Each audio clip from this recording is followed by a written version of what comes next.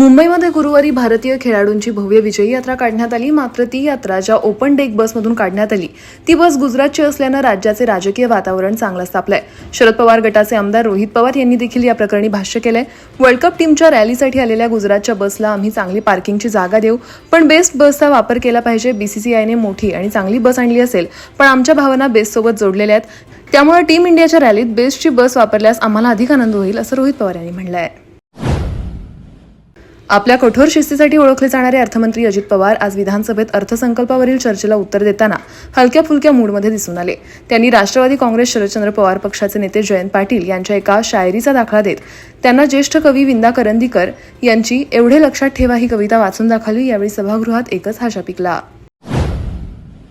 माझ्यावर एकतर्फी कारवाई झाली, आता 3 दिवसांची कसर भरून काढणार, असं म्हणत विधान परिषदेचे विरोधी पक्षनेते अंबादास दानवे यांनी राज्य सरकारला इशारा दिलाय. अंबादास दानवे आजपासून सभागृहात उपस्थित आहेत. गुरुवारी त्यांच्या निलंबनाचा कालावधी 3 दिवसांचा करण्यात आला. त्यांनी उपसभापतींना दिलगिरीचं पत्र दिल्यानंतर हा निर्णय घेण्यात आलाय. ते आजपासून सभागृहात उपस्थित असून अधिवेशनाच्या आधी विरोधकांच्या आंदोलनात ते सहभागी झाले होते. सर्व काही असूनही मुंबईला कमी दाखवण्याचा प्रयत्न आहे. मुंबईत खेळाडूंसाठी गुजरातमधून बस आणून काय सिद्ध केलं, असा सवाल करत ठाकरे गटाचे नेते संजय राऊत यांनी पंतप्रधान नरेंद्र मोदी यांच्यावर निशाणा साधलाय.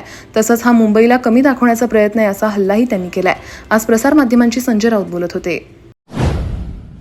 चली नहीं मोहब्बत की दुकान तो बेचने चले झूठ का सामान, असं म्हणत भाजप नेते चित्रा वाघ यांनी निशाणा साधलाय. अग्निवीरवरून देशाची दिशाभूल करू पाहणाऱ्या राहुल गांधींना अखेर आपल्या लष्करानंच सत्याचा आरसा दाखवला, असं म्हणत त्यांनी काँग्रेस नेते राहुल गांधी यांच्यावर टीका केली आहे. त्यांनी या संदर्भात एक ट्विट केलंय.